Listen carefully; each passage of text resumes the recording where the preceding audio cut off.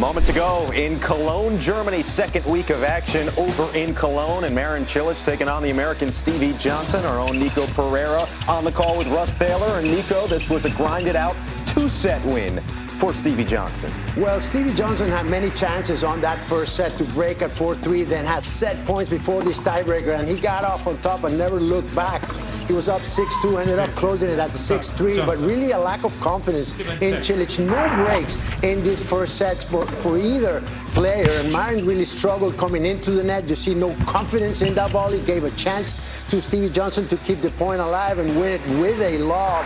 And the court is really slow, so when you're having doubts in your abilities and you're doubting the way you can put an end to points, it's just not good news, especially against someone that moves as well as Stevie Johnson. Great win for the American. The struggles continue for Marin Cilic, who is ranked number 40, the lowest ranking since 2013. And at 32, I still think he has some tennis left, but that remains to be seen. As for Stevie Johnson, the stash is going to get either Alejandro Davidovich Fokina or Damir Džumhur. But let's stick on the topic of Marin Cilic, Chanda, because this was a player who just a couple years ago was inside the top 10. He was a mainstay in Grand Slam finals. What's happened the last couple of years to a 2014 U.S. Open champ? Well, he's had some injuries. He hasn't been able to be on the court as consistently a year and a half or so ago. And trying to make his way back up the tops of the ranks, you've got to kind of build and rebuild.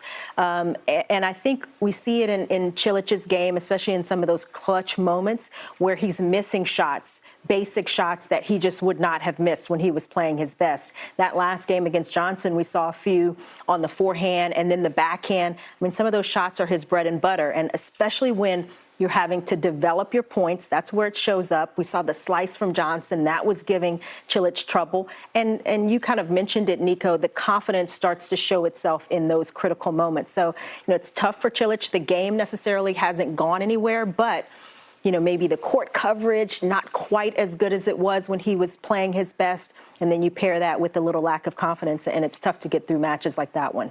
And look, a renaissance could be on the horizon, but right now it's Stevie Johnson who is moving on as he almost went up a double break in the second set. It is now time to check on the social net. And as promised, there was a very important birthday. Our own Martina Navratilova. Happy belated birthday to one of the coolest human beings on the face of the earth. Martina celebrating her birthday yesterday. A great post coming from Chrissy Evert. Just a tremendous overall person, Chanda. Martina is so cool. And this picture is just so cute. I mean, these two champions who, remember, used to just battle, playing each other. It's been the greatest rivalry in tennis history, and they are such good friends now. They can take a picture like this. They both look great, and certainly wish many more happy birthdays to Martina, who was a lot of fun to work with in Paris. Yes. Just got through that stint, but she's done it all, Martina, in the sport. So happy birthday. Well, she's a neighbor down in Miami, and it's great to see these two champions. We grew up watching them and idolizing them. I have to tell Martina, she was the bad one in that one, because I was a big fan of Chris Evert. But through the years and through the experience, I'm in awe of what she achieved inside and outside the court. We're going to move on, Nico. And happy birthday to her. This is what you get on TC Live. You get Honesty Hour from all of us as we go over to the 2021 Wimbledon status. Wimbledon just posted a potential big or newsworthy tweet in which they kind of laid out what could be happening. They're looking at really everything in terms of spectators, Nico, potentially full capacity, either reduced or behind closed doors. But really, the best news that's coming of this is we're likely going to have grass court tennis at Wimbledon. Well, we've been lucky to have 3 of the Grand Slams, but this is the one that was not played this year. Really heartfelt, and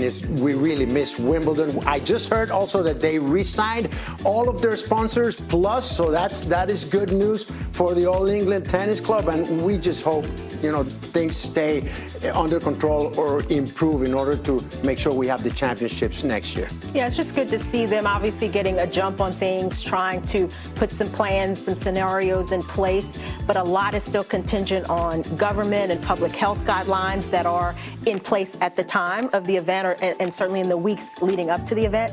That's what every single tournament has had to deal with, but it's great to see Wimbledon will definitely happen in some shape or form. And a great luxury that they have is seeing what happens in Australia and how the Australian Open handles the current climate of what's happening in the world. More Tennis Channel Live coming up right here on TC.